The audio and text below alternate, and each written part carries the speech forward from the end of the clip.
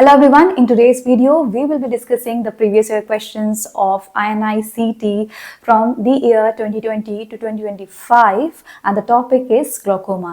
So आज से शुरू हो रही है INI CT की previous year question की सीरीज। इससे पहले मैंने नीट पीजी की previous year question की सीरीज कंप्लीट कर रखी है, आप चाहें तो उसे भी देख सकते हैं क्योंकि काफी रिपीट क्वेश्चंस होते हैं। तो आज है ग्लॉकोमा डिस्कस कर रही हूँ मैं, और ग्लॉकोमा काफी इंपॉर्टेंट टॉपिक है। इसके क्वेश्चंस सिंपल होते हैं लेकिन थोड़ा कंफ्यूजन क्रिएट होता है क्योंकि आपकी कंसेप्ट्स क्लियर नहीं है। तो आज हम देखेंगे कि इन क्वेश्चन को कैसे टैकल किया जाए और इसके साथ ही जितने भी एमसीक्यू में ऑप्शंस हैं वो कैसे रूल आउट किए जाएं। जब ये सीरीज कंप्लीट हो जाएगी हर एक टॉपिक की, तब इस पूरे वीडियो सीरीज की आपको पीडीएफ एक मिलेगी और वो मैं मेंशन करूंगी एक लिंक के थ्रू, जो कि डिस्क्रिप्शन बॉक्स में भी होगा और कमेंट्स में भी मेंशन कर दूंगी। तो अभी के लिए आज शुरू करते हैं ग्लॉकोमा टॉपिक। तो पहले क्वेश्चन पे आते हैं। पहला क्वेश्चन है, a 60-year-old patient reports a sudden onset of intense eye pain. ठीक है ना, तो अब इसमें देखो दो पॉइंट्स यहां से आए, सडन एंड पेन। ठीक है ना, फिर आ रहा है, पूछ रहा है कि हेडेक हो रहा है उसको और इसके साथ ही blurred vision and coloured halos. तो अब अगर आप थोड़ा बहुत जानते हैं कंसेप्ट तो यहाँ से आंसर आना शुरू हो जाता है। ब्लड विजन भी है, कलर्ड हेलोस है, तो मोस्ट प्रॉब्ली ग्लॉकोमा का पूछ रहे हैं। ठीक है, तो examination reveals a mid dilated fix people.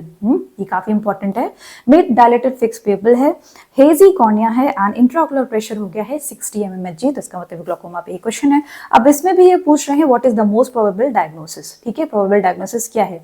तो अब इसमें जो ऑप्शन है यहीं से हमें आंसर मिल जाता है कि सडन ऑनसेट है, पेनफुल है और इसके साथ ही जो इंपॉर्टेंट क्लू है वो है मिड डायलेटेड फिक्स प्यूपिल। ठीक है ना, मिड डायलेटेड फिक्स प्यूपिल है। ये किस में मिलता है, ये तीनों ही चीजें, और प्रेशर इतना हाई, ये किस में मिलता है, acute primary angle closure glaucoma में मिलता है ना। सडन जब अटैक आता है एंगल क्लोजर का तब ये इस तरीके की पिक्चर होती है। अब ये जितने भी ये तीनों ऑप्शन है ना, ये वन बाय वन डिस्कस करती हूँ। तो अभी पहले हम आगे चलते हैं किसके बारे में, acute primary angle closure glaucoma के अटैक के बारे में डिस्कस करते हैं। तो इस तरीके से देखो पिक्चर होती है पेशेंट की, ऐसे रेड कंजेस्टेड इसका आई दिख रही होती है, और कॉर्निया क्या है देखो यहाँ पे थोड़ा सा हेजी है जिसमें इडीमा है, छोटा छोटा सा इडीमैटस है ना। क्यों होता है ऐसा, क्योंकि प्रेशर रेज होता है तो आपके स्ट्रोमा में हाइड्रेशन शुरू हो जाता है, इसलिए एडिमा हो जाता है, कॉर्नियल एडिमा हो जाता है। और एंगल शैलो रहेगा। एंगल शैलो का मतलब क्या है आपका, एकदम जो एंगल ऑफ एंटीरियर चैम्बर है वो बिल्कुल अपोज हो जाता है। ठीक है, तो क्या होगा आपका एसी डेप्थ, यानी कि एंगल जो आपकी एंटीरियर चैम्बर की डेप्थ है वो बिल्कुल शैलो हो जाएगी। तो वो कैसे मेजर करते हैं बच्चों, वो करते हैं वॉन हेरिक मेथड से, ये आपको पता होना चाहिए। वॉन हेरिक मेथड में क्या करते हैं ना, इस वाले पिक्चर में देखो, यहाँ पर मैं इनलार्ज कर रही हूँ, इसमें देखिए आपको क्या दिखेगा कि ये है आपके सेट लैम्प की पिक्चर। ठीक है, इसमें सेट लैम्प में क्या हो रहा है, ये देखो और इनलार्ज कर दिया। अब इसमें क्या हो रहा है कि आपको यहाँ पर ये कॉर्निया का ये थिकनेस बता रही होती है। ठीक है, ये कॉर्निया की थिकनेस है और ये है पीछे आपका आइरिस। तो कॉर्निया की थिकनेस को हम कंपेयर करेंगे विद एसी डेप्थ, ये रही एसी डेप्थ है ना। तो पेरीफेरी में भी जब हम रखते हैं आपके स्ट्रीट लैम्प को, जब हम बनाते हैं ना, तो उसमें जब पेरीफेरी में रखा जाता है तो हम देखते हैं कॉर्निया का, यहाँ पर देखो ये रही कॉर्निया की थिकनेस और इसके बाद ये रहा एंटीरियर चैम्बर का डेप्थ। इसका डेप्थ होता है जिसको कंपेयर करते रहेंगे, जिसको वॉन हेरिक के मेथड से किया जाता है, जिसमें अगर आप देखोगे कि आपका ग्रेडिंग होती है इस तरीके से, है ना। तो जितना ज्यादा, जितना पतला होता जाएगा एसी, उसी तरीके से आपका स्पेस लेस देन, जैसे ये डिवीजन है, ये थोड़ा बहुत आपको याद होना चाहिए, फिर खुराना में भी लिखा गया है, उतना ही ग्रेड जो है वो कम होता चला जाता है। तो यहाँ पर एसी इज वेरी शैलो। दूसरी चीज आपको क्या दिख रही है यहाँ पर, ये देखो प्यूपिल है वो पूरा मिड डायलेटेड है एंड इट इज फिक्स्ड, है ना। तो ये क्लूज हैं आपके जो एंगल क्लोजर अटैक के बारे में बता रहे हैं। तो अगर ये इतना आया है तो आगे जाके क्वेश्चन भी आएंगे आपके ट्रीटमेंट पे। अगर ट्रीटमेंट पे आता है और ऑलरेडी आपका नीट पीजी में क्वेश्चन पूछा जा चुका है इस तरीके से, तो उसमें आपको क्या करना है, आईवी एसिटाजोलामाइड देना है। सबसे पहले तो प्रेशर को लो करना है, डाउन करना है। तो आईवी एसिटाजोलामाइड दे सकते हैं या फिर ओरल एसिटाजोलामाइड दे सकते हैं, जिसको डायमॉक्स की टैबलेट आप सुना होगा आपने, वो देते हैं, या फिर आप आईवी मेनिटॉल। तो देखो आईवी एसिटाजोलामाइड तो इंडिया में इतना नहीं है अवेलेबल, आप एसिटाजोलामाइड ओरल टैबलेट्स दे सकते हैं, बट जो इंपॉर्टेंट पॉइंट है दैट इज आईवी मेनिटॉल। मेनिटॉल जो होता है ना that is hyper osmolar drug. ठीक है, आगे डिस्कस करूंगी, काफी सारे इसके ड्रग के टाइप्स होते हैं उसमें। तो आईवी मेनिटॉल क्या करेगा, विट्रस से पानी खींच लेगा और क्या करेगा, आईओपी को लो कर देगा। जैसे ही आईओपी लो हो जाएगा तो क्या होगा, आपकी आइरिस जो होती है वो सेंसिटिव हो जाती है टुवर्ड्स द टॉपिकल ड्रग्स, उसके पहले सेंसिटिव नहीं होती। तो हमें कौन सी ड्रग यूज करनी है, मियोटिक ड्रग, और उसका नाम है पाइलोकार्पिन 2%।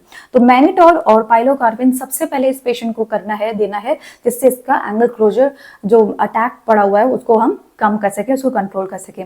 पाइलोकार्पिन देने के बाद आपको इसमें एक जगह पर पेरिफेरल आयरिडोटॉमी कर देनी होती है, ठीक है ना। तो पाइलोकार्पिन क्या करेगी आपको अब नेक्स्ट स्लाइड में पता चलेगा। उससे पहले थोड़ा सा रिकैप करें। रिकैप देखो, ये एक्वस का फॉर्मेशन हो रहा है सीरेडी बॉडी से होते हुए, यहाँ से पोस्टीरियर चैम्बर से निकल के फिर एंटीरियर चैम्बर में आ रहा है और जा रहा है ट्रॉबिकुलर मेशवर्क में, फिर चला जाता है श्लेम्स कैनाल पे, ठीक है। श्लेम्स कैनाल से ये एपिसलरल वेन्स के थ्रू ड्रेन आउट हो जाता है। तो ये पाथवे तो कहलाता है ट्रॉबिकुलर आउटफ्लो, है ना, इंपॉर्टेंट है, आगे आएगा अभी, तो इसलिए काफी जरूरी है रिविजन। तो ये पाथवे है आपका ट्रॉबिकुलर आउटफ्लो। और इसी तरीके से एक और होता है यूवियोस्लेरल आउटफ्लो, यहाँ से ये सीधे सुप्राकोराइडल स्पेस में चला जाता है, यहाँ से सिलियरी बॉडी के थ्रू होता है, ये स्लेरल आउटफ्लो कहलाता है। मेन तो आपका ट्रैबिकुलर है और फिर ये यूवियोस्लेरल भी आपको याद करना है, इस पर ड्रग्स का डिवीजन है इसलिए इंपॉर्टेंट है, इसलिए मैंने बताया। तो ये तो है आपका नॉर्मल एक्वस फ्लो। अब क्या होता है, जब भी आपका एंगल क्लोजर अटैक हो रहा था, अब ये जो एंटीरियर चैम्बर का ये जो एंगल है ना, ये थोड़ा सा शैलो ही होता है, इन पेशेंट्स में शैलो होता है, तो जरा सी बात पे ये अटैक पड़ जाता है उसको। तो क्या हो सकता है, जैसे कि अगर डिम लाइट में गए हैं या फिर आपने किसी की आई में ऐसे टॉपिकल आई ड्रॉप डाली है जो माइड्रेटिक है, तो इसमें क्या होता है ना कि जैसे एक क्वेश्चन भी आया हुआ था नीट पीजी में कि सिनेमा देखने गया हुआ है, डिम लाइट है वहां पे, तो उसको एकदम से एंगल क्लोजर अटैक हो गया, तो बताइए ट्रीटमेंट क्या होगा। तो वो यही क्लू है। इसमें क्या होता है ना कि जो आपका एंगल है दैट इज वेरी शैलो, और डिम लाइट में क्या होता है कि जो प्यूपिल डायलेट रह रहा होता है तो वो काफी ज्यादा लेंस के अपोजिशन में आ जाता है ना, लेंस से बहुत जल्दी अपोजिशन हो जाता है और एंगल शैलो हो जाता है और ज्यादा। और दूसरा तरीका क्या हो सकता है, अगर किसी भी वजह से लेंस और आइरिस का कॉन्टैक्ट हो गया है इस तरीके से, तो यहाँ का एक्वस तो यहीं ड्रेन होता रहेगा, यहीं भरता रहेगा और आइरिस को ऊपर पुश करेगा, जिसे हम कहते हैं आइरिस बॉम्बे, और ये क्या करेगी, प्लग कर देगी एंटीरियर चैम्बर को और यहाँ पे एक्वस फ्लो बिल्कुल रुक जाएगा and it will cause the attack, है ना। तो अब पाइलो क्या करेगी, पाइलो क्या करेगी, आइरिस का जो स्फिंक्टर प्यूपिले होता है ना उसको ये कॉन्ट्रैक्ट कराएगी, है ना, मियोटिक है तो इसे एकदम सीधा कर देगी, ठीक है। तो खींच के इस तरीके से इसने क्या किया, एंगल से निकाल लिया, ऐसे सीधा कर दिया, और अब क्या होगा, फ्लो आराम से होने लग जाएगा। तो ये काम है आपका पाइलोकार्पिन का, उसने स्ट्रेटन आउट कर देती है, यहाँ से एंगल को खोल देती है, ठीक है। अब ये स्ट्रेटन तो हो गया, लेकिन तो ये फिर से दोबारा अटैक पड़ सकता है, इसलिए हमें क्या करना होता है कि पेशेंट के पेरिफेरल आयरिडोटॉमी, मतलब कि होल बना देना होता है। देखो यहाँ पर पिक्चर में इस तरीके से दिख रहा है पेरिफेरल आयरिडोटॉमी, इस तरीके से ये एनडी याग लेजर से किया जाता है, ठीक है, जिससे हम पीसीओ करते हैं, कैप्सुलोटॉमी करते हैं, उसी लेजर से करते हैं, एनडी याग लेजर, इससे हम पेरिफेरल आयरिडोटॉमी करते हैं। और उसमें क्या करते हैं, यहाँ पर देखो इस तरीके से एक पाथवे बना देते हैं, होल बना देते हैं, जिसके थ्रू एक्वस यहीं से ड्रेन हो जाता है, ठीक है। तो ये एक इंपॉर्टेंट पॉइंट है, आपको मालूम होना चाहिए। अच्छा, एंगल शैलो होता है तो उसको हम कैसे देखेंगे बच्चों, हाउ डू वी जज that this angle is open और क्लोज, हम यूज करते हैं गोनियोस्कोप, ठीक है ना, गोनियोस्कोप करते हैं, गोनियो करते हैं, तो गोनियो करते हैं यानी कि गोनियोस्कोपी करते हैं, उससे किससे करते हैं, ये लेंस होते हैं, मिरर होते हैं, इस पे भी क्वेश्चन आया हुआ है, डिस्कस करूंगे भी, बट अभी फिलहाल के लिए याद रख लो कि ये है गोल्डमैन 3 मिरर लेंस, जिसमें जो टंग शेपेड मिरर है ना उसके थ्रू हम एंगल को देखते हैं, ठीक है। 3 मिरर है इसमें, ये आई पे प्लेस कर देना होता है और यहाँ पे ये हम टंग शेपेड मिरर से देख रहे होते हैं, जिसमें एंगल दिखते हैं। एंगल कैसे दिखते हैं, इस तरीके की ये पिक्चर दिख रही होती है, ठीक है। अब इसमें क्या क्या स्ट्रक्चर दिख रहे होते हैं हम शुरू से देखेंगे। सबसे पहले तो ऊपर लिखा है शॉल्बेज लाइन, ठीक है, शॉल्बेज लाइन होती है जहाँ पे डेस्मेंट मेम्ब्रेन का एंड हो रहा होता है, ठीक है, ये आपका शॉल्बेज लाइन। फिर ट्रैबिकुलर मेशवर्क, जो कि आपका पूरा ऐसे पिगमेंटेड जैसा दिख रहा है, दैट इज ट्रैबिकुलर मेशवर्क। फिर दिखता है स्लेरल स्पर, ये है जो व्हाइटिश लाइन जा रही है यहाँ पे बीच में, दैट इज स्लेरल स्पर। और ये क्या है, एंटीरियर प्रोजेक्शन ऑफ द स्लेरा है, जहां पर आपकी लॉन्गिट्यूडनल मसल इंसर्ट हो रही होती है, ठीक है। फिर आपकी दिखती है सिलेरी बॉडी बैंड, है ना, सिलेरी बॉडी बैंड दिखता है जहां से स्टार्ट हो गया सिलेरी बॉडी बैंड और root of iris, that is the last structure. तो अगर ये चारों स्ट्रक्चर विजिबल हैं तो वो क्या है, ओपन एंगल है। अगर इसमें से एक आध भी नहीं दिख रहा होता है तो आपका क्या कहलाता है, एंगल क्लोजर ग्लोकोमा हो सकता है। तो इसी तरीके से आपकी जो ग्रेडिंग की गई है इस स्ट्रक्चर में आप देख सकते हैं, ये बहुत ज्यादा आपको याद नहीं करना है, पर ग्रेडिंग इसी हिसाब से की गई है, जिसमें ग्रेड 0 तब होता है जब कोई भी स्ट्रक्चर विजिबल नहीं होता है इन चारों में से, है ना, ऐसे ग्रेडिंग होती है। तो अब अगर हमारा किसी भी मेडिकल ट्रीटमेंट से नहीं हो रहा है, ट्रीटमेंट हमने सब कुछ करके देख लिया फिर भी नहीं हुआ, तो आपको क्या करना है, ट्राबेक्युलेक्टमी करना है। चाहे वो ओपन एंगल हो या फिर आपका एंगल क्लोजर हो, नहीं कंट्रोल होता है तो आप ट्राबेक्युलेक्टमी करते हैं। होती क्या है ट्राबेक्युलेक्टमी, इसमें हम एक फ्लैप बनाते हैं स्लेरा में और यहाँ से कट कर देते हैं, ठीक है ना, कट करते हैं ट्राबेकुलर मेशवर्क यहाँ से इस तरीके से, यहाँ से स्लेरल एरिया से कट करते हैं और इसके साथ ही पेरिफेरल आयरेडेक्टमी करते हैं, है ना। तो यहाँ से क्या होता है कि जो एक्वस होता है, आयरेडेक्टमी भी है यहाँ पर, ठीक है, यहाँ से ये फ्लो होते हुए स्लेरल फ्लो जो हो रहा है ना, ये यहाँ से जो फ्लैप बनाया हुआ है इससे फ्लो होते हुए ये सब कंजक्टाइवल स्पेस में चला जाता है और ड्रेन आउट हो जाता है। तो जब भी आप देखोगे पेशेंट को तो इस तरीके का ब्लेब बना हुआ दिखता है, दैट इज डन इन ट्राबेक्युलेक्टमी, ठीक है, सिंपल सा है। अब हम आ जाते हैं नेक्स्ट जो ऑप्शन लिखे हुए थे उन पे आ जाते हैं। उसमें से एक था नियोवैस्कुलर ग्लोकोमा। नियोवैस्कुलर ग्लोकोमा का मतलब है, आपको पहले से पता है, नियो मतलब कि न्यू वैसल्स अगर जनरेट होती है तो ये किसमें होती है, जिसमें भी इश्केमिक चेंजेस हो रहे होते हैं। इश्केमिक चेंजेस यानी कि जैसे कि डायबिटिक रेटिनोपैथी है या फिर आपके वैस्कुलर ऑक्लूजन है, उसमें क्या होता है ना कि जैसे आपका ऑक्लूजन हो रहा होता है, वैस्कुलर ऑक्लूजन है, तो क्या होता है, रेटिना होता है वो हाइपोक्सिक हो जाता है। जब जो भी एरिया हाइपोक्सिक हुआ वो क्या रिलीज करेगा, VEGF रिलीज करेगा, vascular endothelial growth factors release करेगा और इसकी वजह से न्यू वेसल्स डेवलप होने लगती है जो बहुत ही फ्रेजाइल होती हैं और कहीं भी डेवलप हो जाती हैं। तो ये एंगल ऑफ एंटीरियर चैम्बर में भी डेवलप हो जाती है और आप ऐसे फोटो जो है ना, ये कई बार नीट में भी आई है और इसमें भी ऑप्शन में आ रही है, तो पोटेंशियल क्वेश्चन है। तो यहाँ पर इस तरीके से वेसल्स दिख रही होती है, ये देखो यहाँ पर प्यूपल के जो बॉर्डर है वहां पर दिख रही होती है। ये है आपका नियोवैस्कुलर ग्लोकोमा का एक इंडिकेशन। प्रेशर जो होता है काफी हाई हो जाता है, इसको हम बोलते हैं 100-डे ग्लोकोमा। ये बहुत पहले क्वेश्चन आया हुआ है नीट पीजी में, 100-डे ग्लोकोमा इसी को बोलते हैं, क्योंकि फ्रॉम हाइपोक्सिया होने से जब तक रेटिना हुआ है उसके बाद से ये न्यू वेसल्स जनरेट होने में और ग्लोकोमा डेवलप होने में 100 डेज एटलीस्ट लगते हैं, तो उसको 100-डे ग्लोकोमा कहते हैं। जस्ट एक पता होना चाहिए। आगे के जो दो क्वेश्चंस हैं जिसमें यूवियाटिस है और फेकोमॉर्फिक है, वो अब ये जो क्वेश्चंस आ रहे हैं उनमें डिस्कस हो जाएगा, तो don't worry. Okay, next question है 80 years old patient present with painful red right I, ठीक है, सेम वही क्वेश्चन है, एक साथ इसीलिए रखे हैं। On examination the IOP of his right I is 50, ठीक है, पेनफुल है, रेड है, 50 है। अब इसके बाद एक चीज और लिखी है, लेफ्ट आई 16 mm जी, उसको अभी हम जाने देते हैं, तो 50 पे फोकस करो, पेनफुल एंड रेड, तो ये मतलब ग्लोकोमा की तरफ है। स्लिट लैम्प एग्जामिनेशन में क्या मिल रहा है, ये ध्यान से देखो, deep anterior chamber, okay, this is deep anterior chamber and presence of flare cells. तो अब इतना दिमाग चलना चाहिए, this is seen in uveitis. Flare cells होते हैं ना, सेल्स एंड फ्लेयर मिलते हैं, तो फ्लेयर सेल्स मिल रहे हैं, डीप एंटीरियर चैम्बर है और इसके साथ क्या मिल रहा है, आपका कैटरैक्टिस लेंस मिल रहा है, ठीक है, कैटरैक्टिस लेंस भी है साथ में। तो अब हमें बताना है कि डायग्नोसिस क्या है, ठीक है। तो अब क्या हो रहा होता है ना, इसका आंसर एक्चुअली क्या है, थोड़ा सा आप लोगों के लेवल से आगे चला गया लेकिन फिर भी मालूम होना चाहिए, वो है फेकोलाइटिक ग्लोकोमा। फेकोलाइटिक यानी कि लेंस को लाइसिस किया हुआ उससे जो प्रोड्यूस हो रहा है, दैट इज ग्लोकोमा। तो अब इसमें जो ऑप्शंस हैं वो भी डिस्कस किए जाएंगे, ठीक है। यहाँ पर देखो, ये पिक्चर है फेकोलाइटिक ग्लोकोमा की, आप देख रहे हो इसमें जो एंटीरियर चैम्बर है कितना डीप है, आराम से आप अप्रिशिएट कर पा रहे हो उसमें, ठीक है ना। और लेंस कैसा है आपका, काफी ज्यादा जिसको बोलते हैं ना मैच्योर टाइप का हो गया है। तो इसमें क्या है, लेंस कैप्सूल के थ्रू ना, ये जो लेंस प्रोटीन होते हैं हाई मॉलिक्यूलर वेट, ये सभी रिलीज हो रहे होते हैं, ठीक है। ये जो दिख रहे हैं ना आपको व्हाइट व्हाइट ऐसे छोटे छोटे स्पेक्स की तरह, ये है आपके लेंस के प्रोटीन्स जो मे बी मैक्रोफेजेस जो होते हैं ना वो इंगल्फ कर जाते हैं, वो सब भी होते हैं। तो ये यहाँ पर भरे हुए हैं और ये जाके क्लॉक करते हैं किसको, ट्रेबेकुलर मेशवर्क को, एंगल ऑफ एंटीरियर चैम्बर का जो है ट्रेबेकुलर मेशवर्क, उसमें जाके घुस जाएंगे और ये उसको खराब करने लग जाएंगे, है ना, क्लॉक कर देंगे, वहां से ब्लॉकेज होता है और ये कॉज करता है ग्लोकोमा, फेकोलाइटिक ग्लोकोमा, जिसमें फ्लेयर सेल्स भी है और आपका कैटरैक्ट भी है एंड डीप एंटीरियर चैम्बर है। इंपॉर्टेंट पॉइंट यहाँ पर आप देखो कि पूरे में ही लेंस प्रोटीन ऐसे भरा हुआ है, ये कॉर्निया नहीं है, ये कॉर्निया के अंदर एंटीरियर चैम्बर में इतना फ्लफी सा दिख रहा है और इसके साथ ही है सूडो हाइपोपियन, ये देखो, ये इस तरीके से डिपॉजिट्स हैं, है ना। ये इंपॉर्टेंट था बताना, तो मैंने बताया। ऑप्शंस में एक और चीज दिखी है फेकोमॉर्फिक, जिसका मतलब है लेंस इंड्यूस ग्लोकोमा। और लेंस इंड्यूस कैसे हो सकता है, अगर आपका जो स्वॉलोन लेंस हो, जिसको हम बोलते हैं ना इंट्यूमिसेंट कैटरैक्ट होता है, काफी ज्यादा स्वॉलोन लेंस होता है, लेकिन उसमें सबसे ज्यादा वो क्या करेगा ना, वो भी ब्लॉक कर देगा, आइरिस और लेंस जो है आपस में कॉन्टैक्ट में आ जाएंगे, then it can also precipitate glaucoma. और वो उसमें इंपॉर्टेंट जो कैच पॉइंट है that is your anterior chamber का डेप्थ, तो इसमें एंटीरियर चैम्बर जो होगा ना वो काफी शैलो होगा।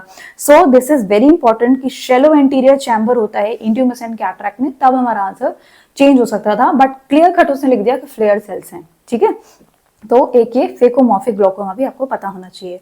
Next in the line is आपका जो इंपॉर्टेंट पॉइंट है सूडो एक्सफोलिएशन, जो 25 की नीट पीजी में आया, वो है ऐसे पिक्चर दिखा दी और फिर ये पूछा कि ये क्या है एक्चुअली। तो अगर आप ध्यान से देखोगे तो सूडो एक्सफोलिएशन, ये देखो व्हाइट फिब्रिलरी ऐसे डिपॉजिट्स हैं एंटीरियर कैप्सूल पे और आइरिस पे भी हैं, तो ये ग्रे व्हाइट इस तरीके के डिपॉजिट होते हैं जो रिलीज होते रहते हैं और सब जगह जाके डिपॉजिट होते हैं। अगर आप डायलेट करेंगे इस पेशेंट को तो ये देखो ये स्ट्रक्चर बन रहा है और ये सब डिपॉजिट है बच्चों, ठीक है। सूडो एक्सफोलिएशन है और ये सेम वही है कि ये डिपॉजिट्स आपका ग्लोकोमा कॉज कर सकते हैं। इसमें गोनियोस्कोपी में जैसे हमने देखा नॉर्मल स्ट्रक्चर है, एक स्ट्रक्चर और दिखने लगता है संपाओलेजी साइन, क्योंकि अब ये आ सकता है फ्यूचर में, तो मैंने एक क्वेश्चन बताया संपाओलेजी लाइन मतलब शॉल्वेज लाइन से ज्यादा ऊपर की तरफ एक लाइन दिख रही है pigmented, that is Sampaolesi line and that is also seen in pigmentary glaucoma. आगे डिस्कस कर रही हूँ, बट एक चीज आप याद रखो, तो दिस इज संपाओलेजी लाइन, है ना। सूडो एक्सफोलिएशन पता होना चाहिए। एक और इसमें ऑप्शन लिखा है दैट इज फ्यूक्स यूवियाटिस सिंड्रोम, ये यूवियाटिस है ना। और यूवियाटिस में क्या होता है आपका, ये फ्यूक्स यूवियाटिस एक्चुअली इसमें ग्लोकोमा तो होता है बट ये काफी देर में डेवलप हो रहा होता है। इसका फीचर क्या है, जस्ट एक आइडिया ले लो, इसमें स्टेलेट केपीज हैं, यानी इस तरीके से बिखरे हुए ऐसे छोटे छोटे फाइन केपीज होते हैं, पूरे में ही रहते हैं स्टेलेट केपीज। और इसमें फ्लेयर मतलब कि यूवियाटिस बहुत ही ज्यादा नहीं दिखेगा आपको, व्हाइट आई की तरह दिखता है, तो फ्लेयर बहुत कम होगा। हेट्रोक्रोमियस आइरिडिस, इसका मतलब है ये देखो यहाँ पर इस पिक्चर में देखो इन दोनों की आइरिस में डिफरेंस है और यहाँ पे देखो ये पिगमेंटरी लॉस भी हो गया। ये रिट्रो इल्यूमिनेशन में जब हम देख रहे हैं तो आइरिस जो ऐसे ट्रांसलूसेंसी दिखती है और इसके साथ एसोसिएटेड फीचर है कैटरैक्ट एंड ग्लोकोमा, है ना। बस थोड़ा सा ध्यान रखो कि फ्यूक्स यूवियाटिस है तो मे भी कभी आगे बढ़े ना। इंपॉर्टेंट पॉइंट है मैलिग्नेंट ग्लोकोमा, जो एक दो बार आपका ऑप्शन में नीट में भी आ चुका है और आईएनआईसीटी में भी आया है, तो बहुत इंपॉर्टेंट है और इससे ना क्वेश्चन भी बन रहे हैं। तो मैलिग्नेंट ग्लोकोमा मैलिग्नेंसी नहीं है, ये है क्या चीज, एक्चुअली इसमें क्या होता है ना कि काफी ज्यादा हाई आईओपी हो जाता है और ये कब होता है, जब भी जैसे किसी की सर्जरी हो गई हो, जैसे कैटरैक्ट सर्जरी, ट्रैबेकुलेक्टमी या इवन कैप्सुलॉटमी भी की हो आपने, तो जो सिलियरी प्रोसेस है, यहाँ पे देखो ये नॉर्मल फ्लो है ना ऐसे, तो जो सिलियरी प्रोसेस है ना ये देखो ये इस तरीके से होती है और ये ऐसे रोटेट हो जाती है, anterior rotation of the ciliary process and the iris root, ऐसे घूम जाती है। तो ऐसा होने से क्या होता है, ये ब्लॉक हो जाता है ना, लेंस और ये इस तरीके से चिपक जाते हैं जाके और ऐसे रोटेशन हो जाता है। तो जो एक्वस आगे जाना चाहिए वो पूरा बैक फ्लो करता है, कहाँ बैक फ्लो करता है, टुवर्ड्स द विट्रिस। तो क्या होगा, बहुत तेजी से प्रेशर बन रहा होता है और शैलो एंटीरियर चैम्बर हो जाता है, इसमें ब्लॉक होता है।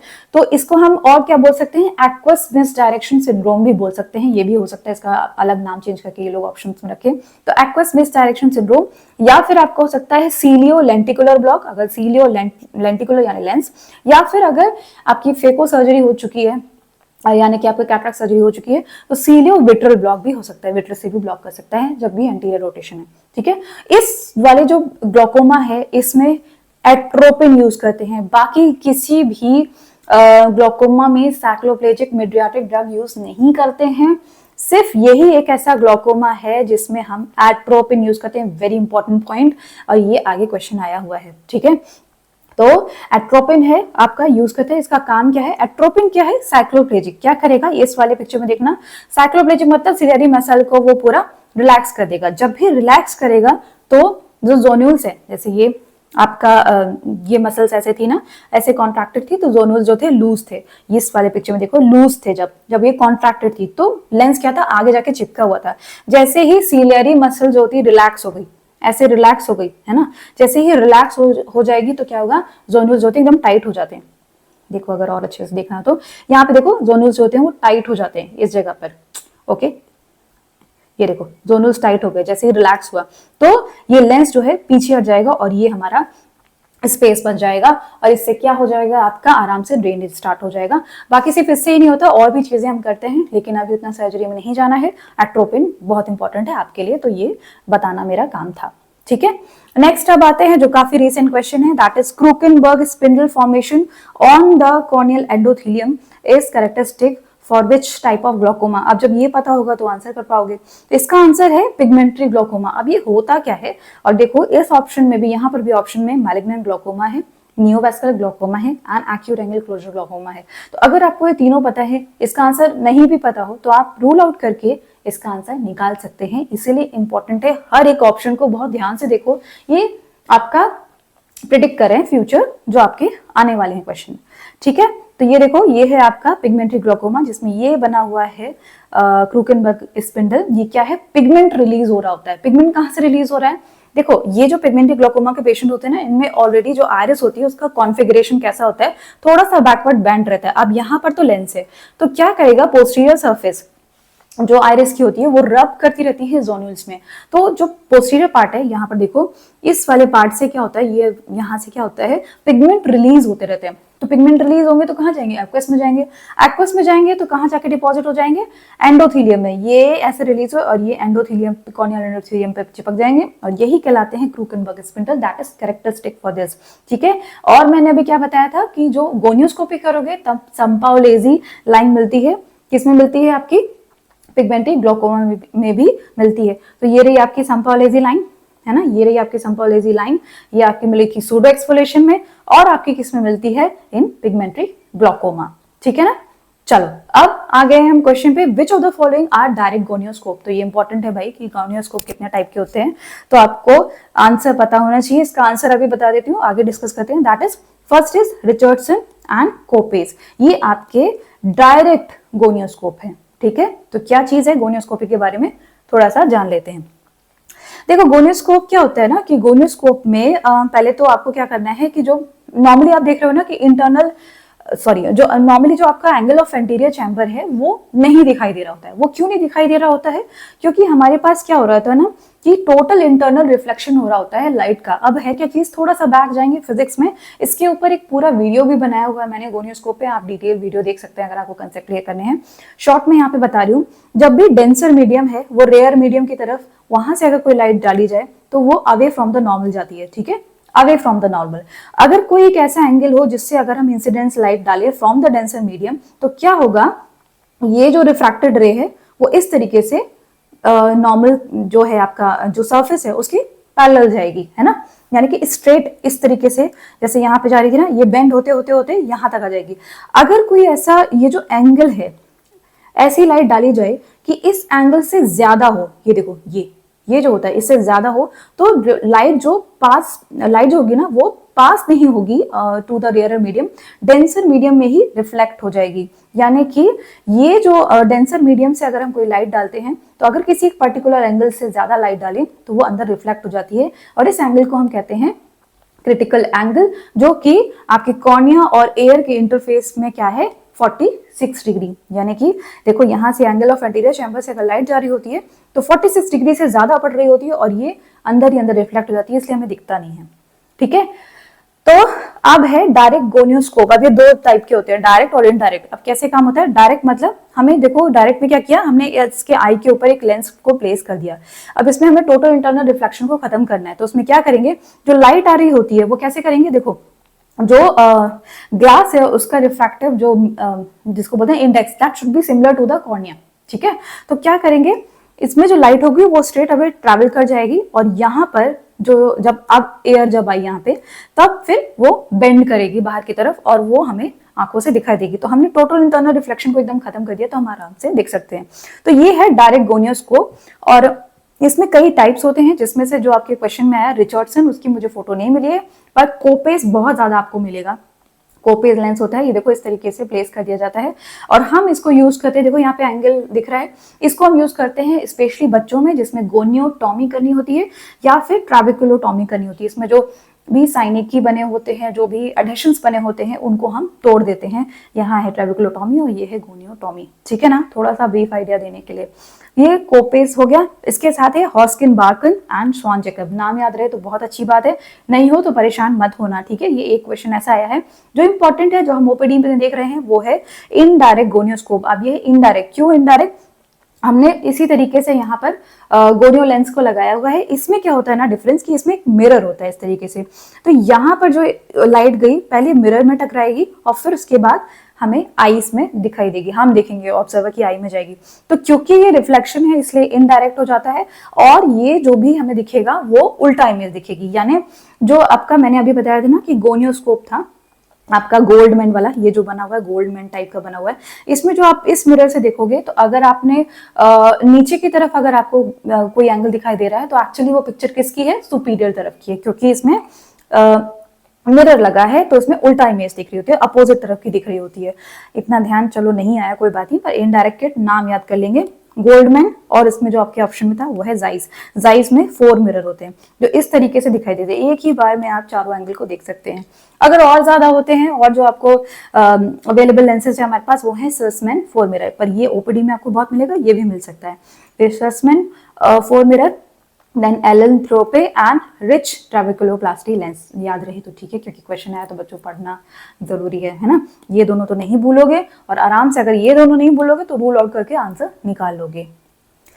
ओके, तो अब हमारा क्वेश्चन है next on perimetry. Which of the following is true about perimetry. अब पेरीमेट्री का ये क्वेश्चन पढ़ने से पहले थोड़ा सा मैं आपको ये स्लाइड के बारे में बता देती हूँ। देखो, 2 तरीके की पेरीमेट्री होती है ना। अगर फिजियोलॉजी के प्रैक्टिकल्स में आपने देखा होगा, एक जो पेरीमेट्री होती थी जिसमें आगे बैठा के आपको इस तरीके से और फिर ड्रॉ करवाते थे, बताओ विजुअल फील्ड क्या है। अगर किया होगा तो मे बी, मैंने काफी पुरानी हूँ पर हो सकता है आपने किया फिजियो में।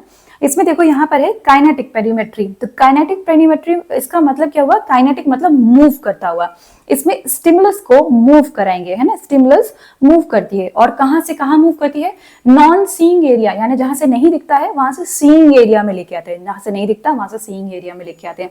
तो इसका एक अच्छा खासा एग्जाम्पल है विजुअल कन्फ्रंटेशन टेस्ट, जो कि यहाँ पर दिख रहा है। इसमें पेशेंट को सामने बैठा के और हम एक आई क्लोज करते हैं और उससे पूछते हैं बताओ ये आपको जो फिंगर है वो दिख रही है कि नहीं दिख रही है, और non seeing to seeing area में लेके आते हैं, दैट इज काइनेटिक। तो उसमें स्टिमुलस जो है वो मूव कर रही है, और इंटेंसिटी कांस्टेंट है, ठीक है। इसकी इंटेंसिटी कांस्टेंट है। उसका एक और टाइप है, इसका एक और एग्जांपल है गोल्डमैन पेरीमेट्री, और यहाँ पर इसके स्कैन लगे हैं जो कि ये नॉर्मल है, और यहाँ पर ये एबनॉर्मल जो भी पेशेंट का रिस्पॉन्स है ऐसा नोट किया जाता है, ठीक है। फिर है एक स्टैटिक। स्टैटिक मतलब रुकी हुई। स्टैटिक में क्या है, स्टिमुलस को फिक्स रखेंगे और इसकी इंटेंसिटी को चेंज करते रहेंगे। इंटेंसिटी जो होती है उसको चेंज करते रहेंगे। क्लासिक एग्जांपल है, आपने ओपीडी में देखा होगा और हम इसको भी यूज कर रहे हैं, that is Humphrey field analyser, ठीक है। हम्फ्रे फील्ड एनालाइजर इस तरीके से होता है, और ये बहुत इंपॉर्टेंट है। देखो ये पिक्चर बनी हुई है, इस तरीके की फील्ड जो होती है इसके प्रिंट आउट्स होते हैं। इसी पे हम देखते हैं कि क्या हो रहा है पेशेंट के साथ और कितना हमारी दवाइयां असर कर रही है। तो this is for monitoring the glaucomatous fields, है ना। तो अभी ये बेसिक अगर नॉलेज है, काइनेटिक एंड स्टैटिक, इंग्लिश है, काइनेटिक मींस मूविंग, है ना, स्टैटिक मींस फिक्स, तो आप ये क्वेश्चन करोगे। वापस चलते हैं क्वेश्चन पे। इसमें पहला ऑप्शन है कि हमें ट्रू देखो पता करना है ना। Kinetic perimetry is used in quantification and tracking of visual change in established glaucoma. ऐसा नहीं है ना, हम स्टैटिक से करते हैं, वहां पे देखा ना स्टैटिक करते हैं, कैसे कैसे मॉनिटर करते हैं, काइनेटिक नहीं कर सकती है, तो ये रॉन्ग हो गया। फिर है इन static perimetry stimulus intensity is constant, ऐसा है क्या, and moved centrally with detection, यानी कि स्टिमुलस को मूव करता हुआ बता रहा है किसमें, स्टैटिक में, तो ये तो यहीं से रॉन्ग हो गया, ठीक है। फिर है आपका visual field effect to be classified as glaucoma it should have corresponding optic nerve head abnormalities, यानी ऑप्टिक डिस्क के चेंजेस जब तक नहीं होंगे तब तक विजुअल फील्ड डिफेक्ट को हम ग्लूकोमा का डिफेक्ट नहीं बोलेंगे। ये स्टेटमेंट एक्चुअली रॉन्ग है ना, ऐसा नहीं होता है। आगे बताऊंगी, अभी इस पे भी क्वेश्चन है कि ऑप्टिक डिस्क जो है वो आपका चेंजेस नहीं हुआ है फिर भी विजुअल फील्ड डिफेक्ट आने लग जाते हैं, है ना। अभी डिस्कस होगा, क्वेश्चन है इस पे भी। फिर है early signs include generalize construction of isopter and baring of blind spot, ठीक है ना। आ रहा है ये क्वेश्चन, लेकिन ये आंसर सही है आपका, क्योंकि बहुत जल्दी दिखाई देता है आपका जनरलाइज कंस्ट्रक्शन ऑफ द आइसोप्टर। तो उसमें क्या होता है, आपका जो आइसोप्टर है वो पूरा कंस्ट्रिक्ट कर जाता है ना, और ये अर्ली साइन है। कुछ जगह पे लिखा हुआ था कि इसमें स्पेसिफिक भी मेंशन है, but these two are not specific to glaucoma, तो ये ऑप्शन रॉन्ग हो जाता। फिर कंपैरेटिवली हम सी ऑप्शन को मार्क कर सकते थे, बट अभी यहाँ पर मुझे यही फ्रेम किया हुआ क्वेश्चन मिला है, तो ये है अर्ली साइंस और यही ऑप्शन आपका सही है। ये स्लाइड हमारी हो गई है। नेक्स्ट पढ़ते हैं हमारा, अब वही है, which of the following is not a feature of optic disc in glaucoma. Optic disc का फीचर नहीं है। तो इसमें क्या है ऑप्टिक डिस्क के फीचर? सबसे पहले एक ऑप्शन लिखा है रोनेस नेजल स्टेप। ये क्या है? ये एक्चुअली पेरीमेट्री में है ना। तो और इसमें क्या होता है, आपके पेरीमेट्री के जो चेंजेस है, विजुअल फील्ड के चेंजेस है, वो हम डिस्कस करेंगे। यही आंसर है, this is not a feature of optic disc. Optic disc के फीचर में है बेयोनेटिंग साइन होता है, increase cup to disc ratio and nasal shifting of vessel. ये तीनों ही करेक्ट है। Only option wrong is this one, that is perimetry का चेंज, है ना। तो देखो यहाँ पर ये है आपकी ऑप्टिक डिस्क जो आपकी ग्लोकोमा में दिख रही है। इसमें क्या क्या चेंजेस है जल्दी जल्दी से रिवाइज करेंगे। हेमरेजेस तो मिलते हैं डिस्क पर, है ना। उसके साथ इसमें क्या है मेंशन, मतलब जो आपकी जो देखो यहाँ पर, देखो इधर यहाँ पर इस वाले में ये है आपका कप, है ना। ये है आपकी ऑप्टिक डिस्क। ये जो कप है ये इनलार्ज हो जाता है, बढ़ता जाता है। क्यों? क्योंकि न्यूरोरेटिनल रिम जो होती है, दिस स्टार्ट्स रिसीडिंग, ये पीछे की तरफ खिंचती चली जाती है, पतली होती जाती है, इसलिए कप टू डिस्क रेशियो बढ़ जाता है ना। और इसके साथ ही क्या होता है कि जो जब ऐसा होता है तो ये क्या होता है, आपकी जो ब्लड वेसल्स है वो खुली छूट जाती है ना। तो बेयरिंग यानी बेयर छूट जाती है। उसका एक ये साइन है सर्कमलीनियर वेसल का, that is bearing of the blood vessels, है ना, ड्यू टू रिसीडिंग कप, है ना, या इंक्रीजिंग कप, रिसीडिंग न्यूरोरेटिनल रिम। दूसरा साइन एक और क्या है, बेयोनेटिंग साइन, जो आपका लिखा है कि क्योंकि अब देखो यहाँ से यहाँ पे दिख रहा है ऐसे शार्प बेंड है, यहाँ पर भी देखो ये आ रही है और इस तरीके से बेंड करी, है ना, फिर गई है, तो बेंड ऐसे बेंड करी है, तो शार्प बेंड दिख रहा है। तो शार्प बेंडिंग क्यों होती है? क्योंकि काफी ज्यादा उसका सपोर्ट ही चला गया न्यूरोरेटिनल रिम से, एकदम से पतली होगी तो डिप करेगी, फिर अपना रास्ता पकड़ेगी, दैट इज बेयोनेटिंग साइन। फिर है डिस्क के कोलैटरल्स डेवलप हो सकते हैं क्रोनिक स्टेजेस में, और आपका लेमिनार डॉट साइन होता है। लेमिनार डॉट मतलब देखो इस तरीके से छोटे छोटे ऐसे डॉट दिख रहे हैं कप में, वो क्यों होता है? क्योंकि स्लेरा में ना कुछ पोर्स होते हैं, देखो यहाँ पर इस तरीके से, यहाँ पर देखोगे अगर तो ये आपकी ऑप्टिक नर्व ऐसे निकलती है, यहाँ से ऑप्टिक नर्व निकलती है, ये ऑप्टिक नर्व निकलती है, ये पूरी ऑप्टिक नर्व बनी है, यही आपका जो हेड है, this is optic nerve head, यही ऑप्टिक डिस्क बनाता है। अब इसको निकलने का रास्ता स्लेरा में कैसा है? ऐसा, दिस इज कॉल्ड लेमिना क्रिब्रोसस, में पोर्स हैं, इस तरीके से पोर्स होते हैं। तो ये नॉर्मली विजिबल नहीं होते हैं, लेकिन जब भी थिनिंग होगी ना तो क्या होगा, आपके इस तरीके से लैमिनर डॉट साइन अवेलेबल हो जाएगा, दिखने लग जाएगा। तो ये क्लासिक आपका इन ग्लोकोमा पेशेंट्स दिखता है। अब हम देखेंगे about the visual field change, जो बहुत ज्यादा इंपॉर्टेंट टॉपिक है। तो विजुअल फील्ड चेंजेस जानने से पहले एक बार आप थोड़ा सा ये देख लीजिए, रेटिना की जो लेयर्स होती है ना वो किस तरीके से सेट की जाती हैं। होता क्या है इसमें, यहाँ पर रखती हूँ, ठीक है। इसमें क्या होता है, यहाँ पर अगर आप देखोगे तो ये ऑप्टिक डिस्क बनाई हुई है, इसमें इस तरीके से ये फाइबर आ रहे हैं, यहाँ के तो इधर ही आके रुक गए। अब इसमें जो कुछ फाइबर्स होते हैं, सुपीरियर आर्कुएट फाइबर्स ऐसे आ रहे हैं और लोअर आर्कुएट फाइबर्स ऐसे आ रहे हैं, and they are respecting the horizontal field. तो जो ऊपर वाले अगर डैमेज हो रहे हैं और नीचे वाले डैमेज अगर कहीं भी हो रहे हैं, तो कभी भी फील्ड इफेक्ट आएगा, it will always be horizontal line को क्रॉस करता हुआ नहीं दिखेगा, ठीक है। तो सबसे ज्यादा रेजिस्टेंट फाइबर्स होते हैं वो होते हैं पैपिलोमैकुलर बंडल के, ये है पैपिलोमैकुलर बंडल जो कि मैकुला से आ रहे होते हैं, ठीक है ना। तो ये आपका एक इंपॉर्टेंट पॉइंट है और आपको याद रखना है इस चीज को कि इस तरीके का अरेंजमेंट है। अब हम पढ़ेंगे अर्ली चेंजेस, जो कि हमने अभी पढ़ा। Early changes in the visual field is isopter contraction. यहाँ पर अगर आप देखोगे तो आइसोप्टर जो होता है वो कॉन्ट्रैक्ट करते हैं। आइसोप्टर है क्या? ऐसा सर्कल जिसपे रेटिना की सेंसिटिविटी इक्वल होती है, ठीक है। अब वो कॉन्स्ट्रिक्ट करेगा, है ना, कॉन्स्ट्रिक्ट करना स्टार्ट करता है। ये है आइसोप्टर का कॉन्ट्रैक्शन, ये मिलता है। और इसके साथ ही मिलता है बेयरिंग ऑफ ब्लाइंड स्पॉट, यानी कि ब्लाइंड स्पॉट ये रहा, ऑप्टिक डिस्क से बनता है ब्लाइंड स्पॉट, है ना। तो ब्लाइंड स्पॉट बाहर छूट जाता है क्योंकि कॉन्ट्रैक्शन हुआ, तो बेयरिंग मतलब छूट गया ब्लाइंड स्पॉट बाहर की तरफ। तो लोकलाइज कंस्ट्रिक्शन अगर हो गया तो बेयरिंग ऑफ ब्लाइंड स्पॉट, ये आपका अर्ली चेंजेस ऑफ ग्लोकोमा में मिलता है इन विजुअल फील्ड।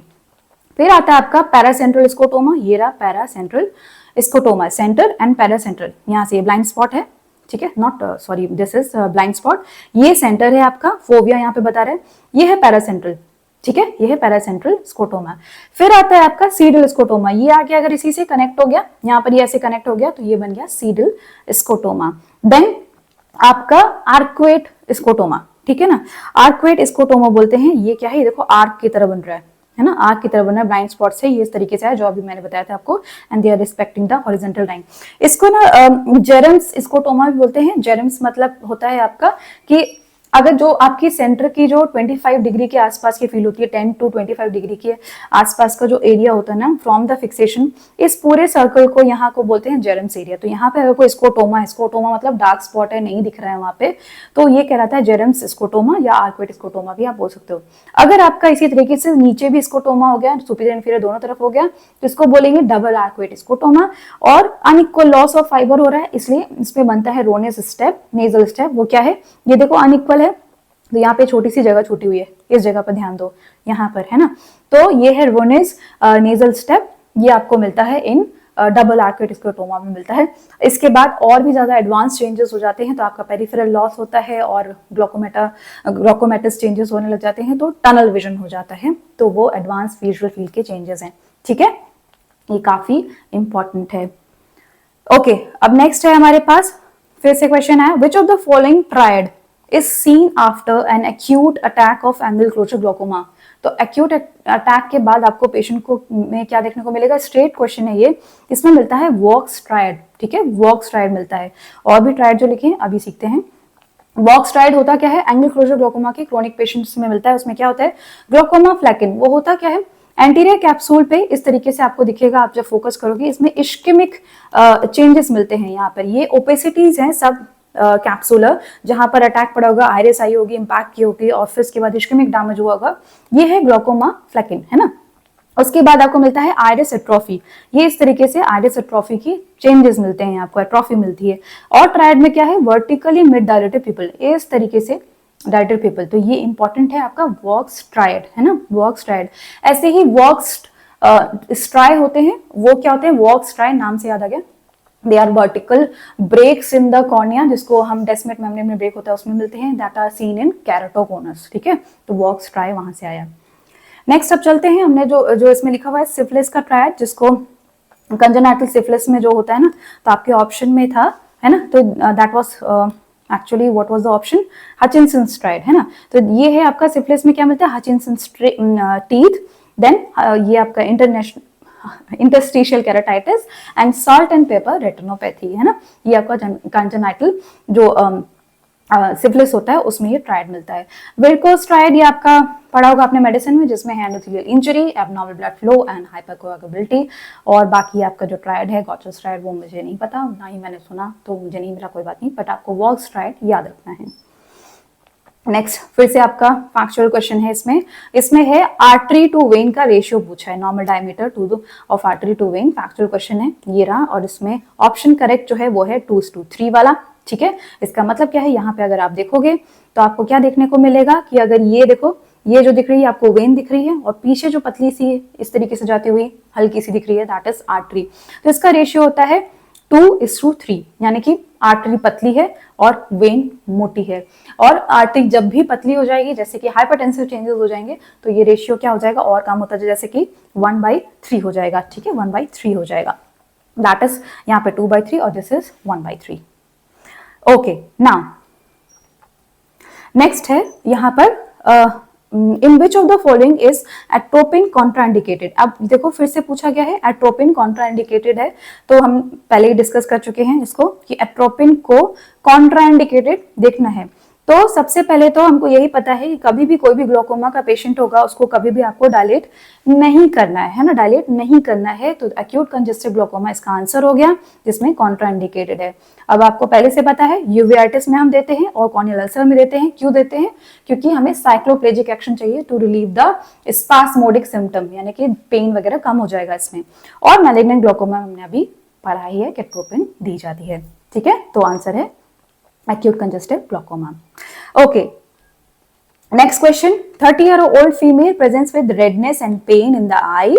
Examination में क्या मिला, IOP of 38, ठीक है। aqueous flare मिल रहा है and corneal precipitate.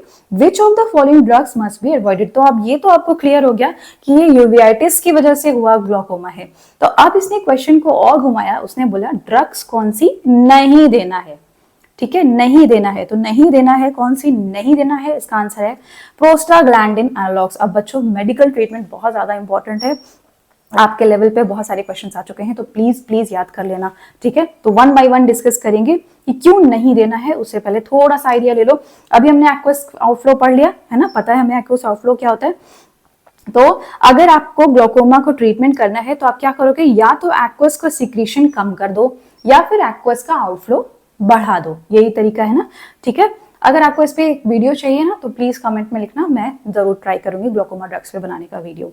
ठीक है, तो एक्वस को डिक्रीज करने के लिए पहला हमारे पास क्या है, बीटा ब्लॉकर्स। बीटा ब्लॉकर्स क्या करते हैं, आपका एक्वस सिक्रेशन कम करते हैं, लेकिन इसमें भी सिलेक्टिव एंड नॉन सिलेक्टिव होते हैं।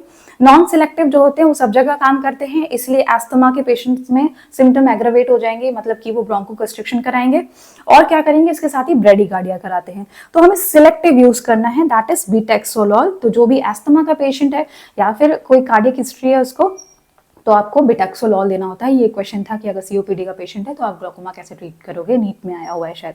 Okay, so that is beta blocker. Then alpha 2 agonist, ये भी सिक्रेशन कम करेंगे। इसमें क्या है ना, डीन करके, डीन इससे निडीन निडीन करके इस तरीके से लिखा हुआ है अल्फा 2 एगोनिस्ट में।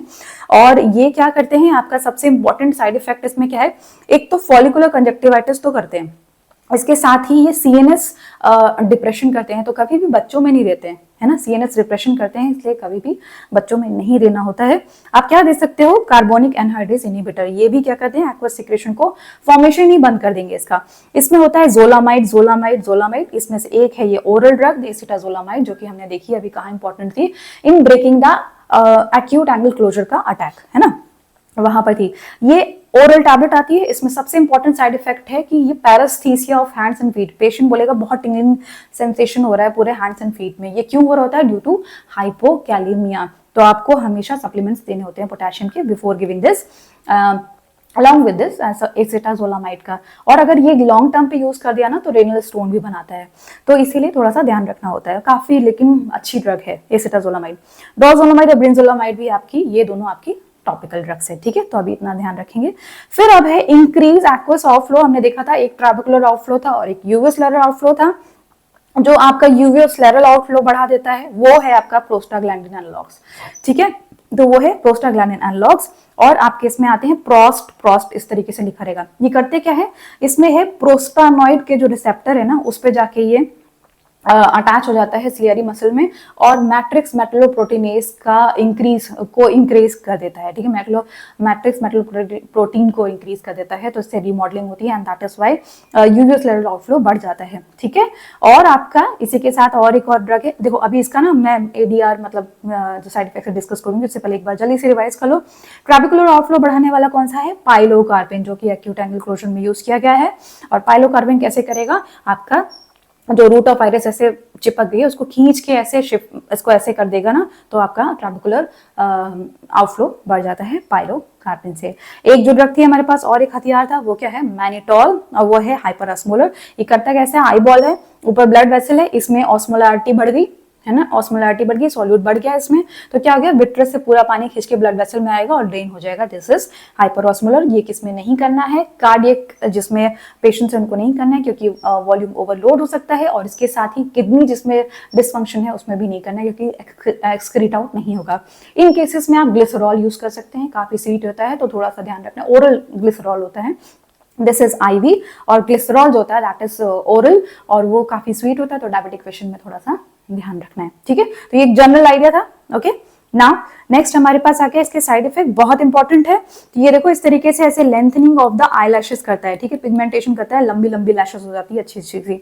ठीक है, और इसके साथ ही डार्कनिंग ऑफ द आइरिस। यहाँ पे देखो ये आइरिस लाइट है, ये देखो इस आंख में प्रोस्टाग्लैंडिन डाल रहे थे ये, और ये एकदम डार्क हो गई, हाइपर पिगमेंटेशन हो गया। उसके साथ ही जो इसकी आई मीन जो क्या है ये स्किन है वो उसमें पिगमेंटेशन बहुत बढ़ गया है। ठीक है, तो पिगमेंटेशन बढ़ा देता है। और क्या करता है, पेरिओकुलर एट्रोफी, यानी ये जो आपकी आई बॉल है ना वो संकन जैसी दिखती है, फैट पूरा डिस्ट्रॉय कर देता है।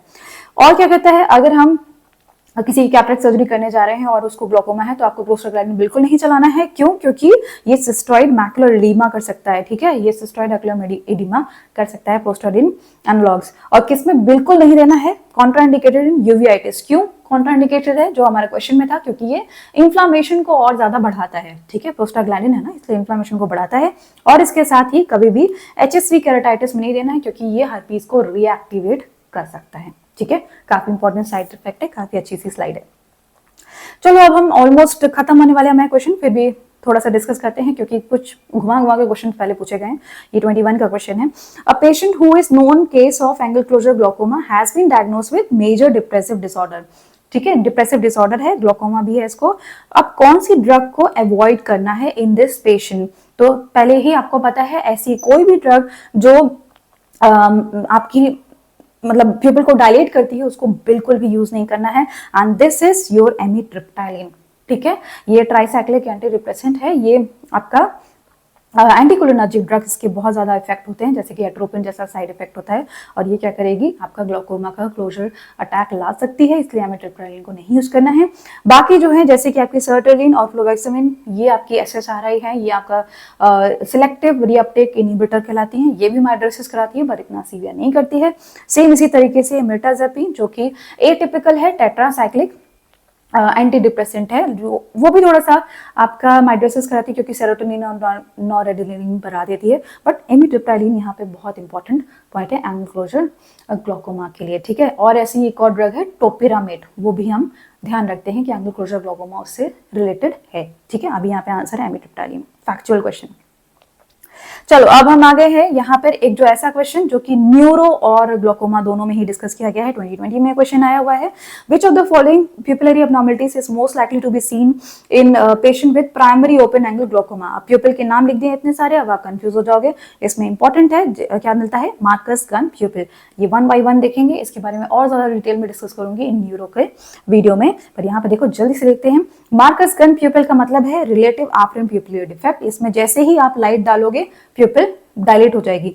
क्यों? क्योंकि ऑप्टिक नर्व का डैमेज है ना। ये रहा पाथवे आपका, ये पाथवे है, इसमें ऑप्टिक नर्व का डैमेज होने लगता है, इसीलिए आपका रिलेटिव आफ्रेंट प्यूपिलरी डिफेक्ट आने लगता है। वो है क्या चीज? देखो यहाँ पर हमने डाला, इस वाली आई पे टॉर्च लाइट की, कंस्ट्रिक्ट करी प्यूपिल।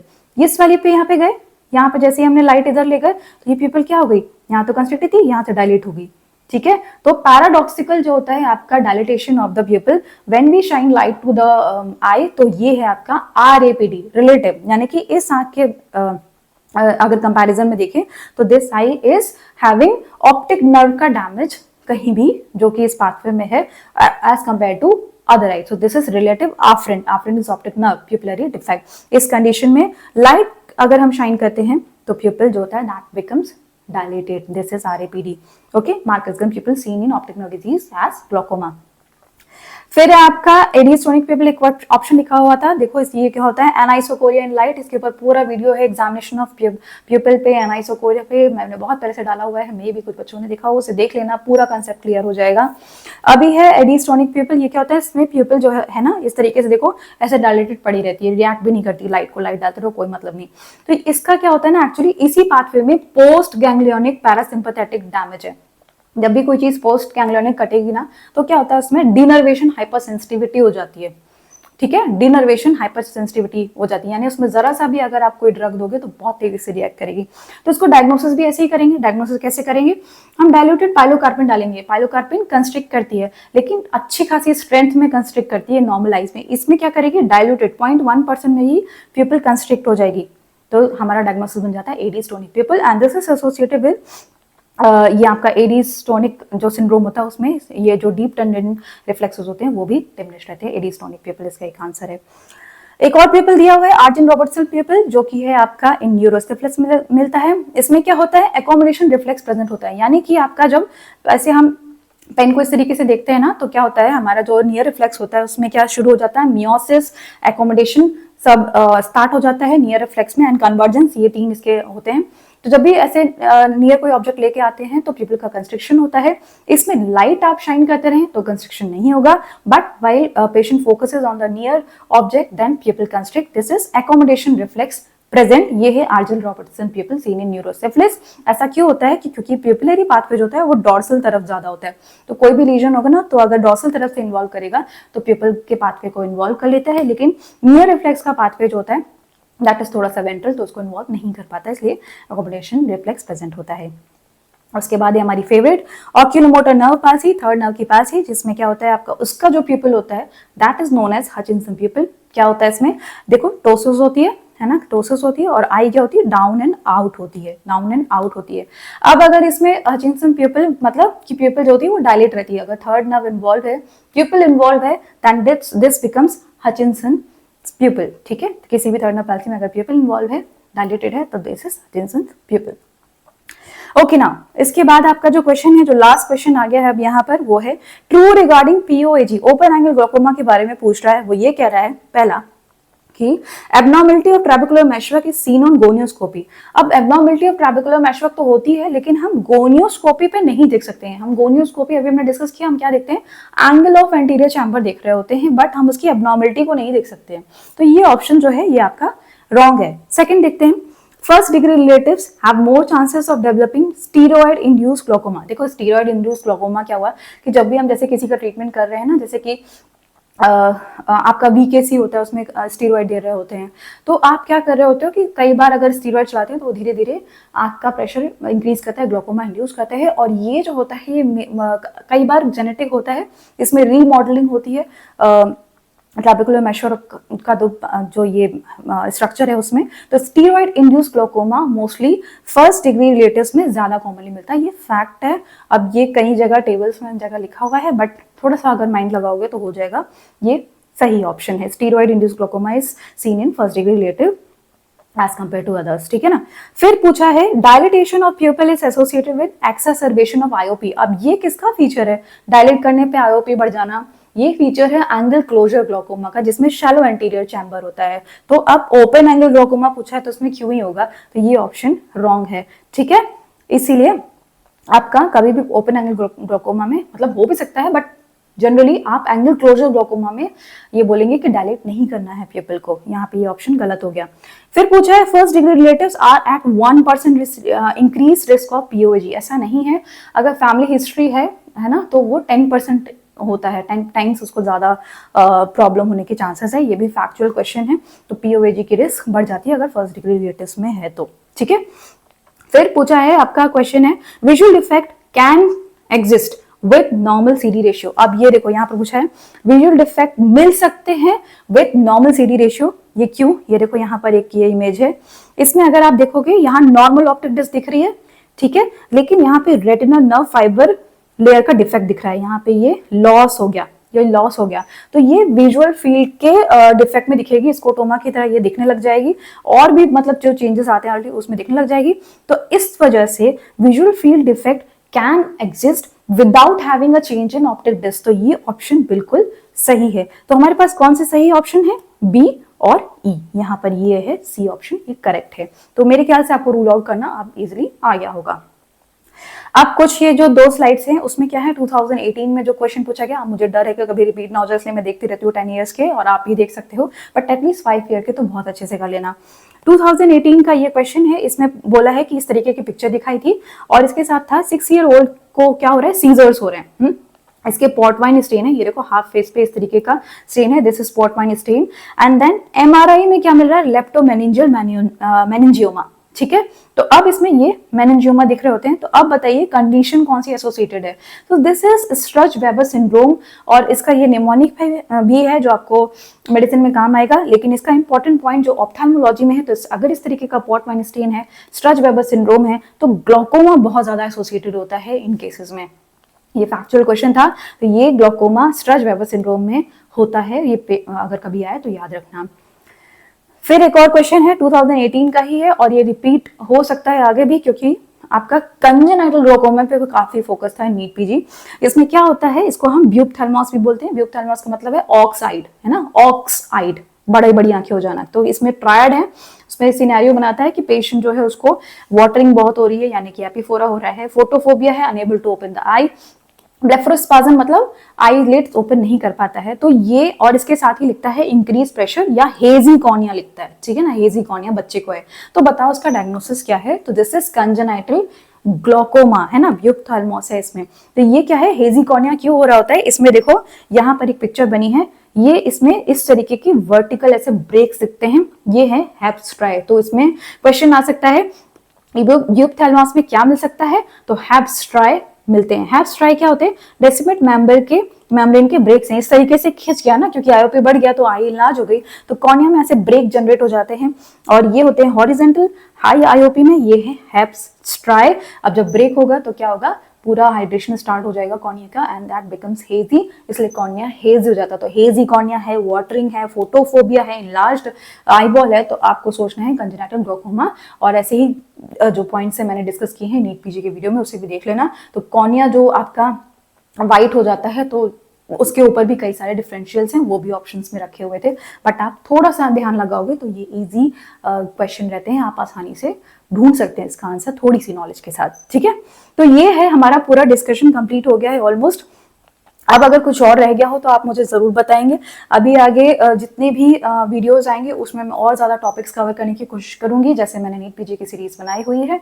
और जो भी वही जैसे मैंने कहा कि पीडीएफ है, लास्ट में पूरी पीडीएफ जनरेट हो जाएगी। टारगेट है कि अप्रैल तक मैं कंप्लीट कर दूं ताकि आप आसानी से मई में एग्जाम दे सके। और कोई क्वेश्चंस आ रहा हो तो मुझे टेलीग्राम या इंस्टाग्राम पे बता सकते हैं। मेंबरशिप जरूर ज्वाइन करिए, क्योंकि अभी मैं रिसेंटली वीडियोस उसमें अपलोड करने लग गई हूँ, जो कि आपके क्विक रिविजन्स के लिए इंपॉर्टेंट है। कुछ ऐसे चीजें जो छोटे से टाइम लिमिट में आप आसानी से रिवाइज कर सकते हैं। कोशिश करूंगी कि नीट से पहले एक क्रैश कोर्स लेके आऊं जिसमें रैपिड रिवीजन हो, और थोड़ा सा टाइम लग रहा है उसको करने में, क्योंकि बहुत ज़्यादा शेड्यूल ऐसा रहता है ना कि सब चीज़ें एक साथ करनी है। बट फिर भी ट्राई कर रही हूँ, क्योंकि आप बहुत ज़्यादा मोटिवेट करते हैं मुझे और बहुत अच्छा रिस्पॉन्स मिलता है, तो बहुत अच्छा लगता है। So thank you so much for today. ऐसे ही सपोर्ट करते रहिए और खूब पढ़िए, आप आसानी से कोई भी एग्जाम को क्रैक कर सकते हैं। Just believe in your self. Okay, so have a good day and keep studying. Thank you.